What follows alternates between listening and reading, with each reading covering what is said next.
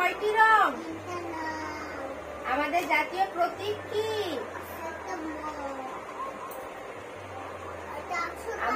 আমাদের জাতীয় পাখির নাম কি? আমাদের জাতীয় পশুর নাম কি? আমাদের জাতীয় ফুলের নাম কি? আমাদের জাতীয় ফলের নাম কি? তোমার জেলার নাম কি? তোমার থানা কোথায়? সূর্য থেকে আমরা কি পাই? আলো। আমরা কোথায় বাস করি? মাথায় ইংরেজি বলো।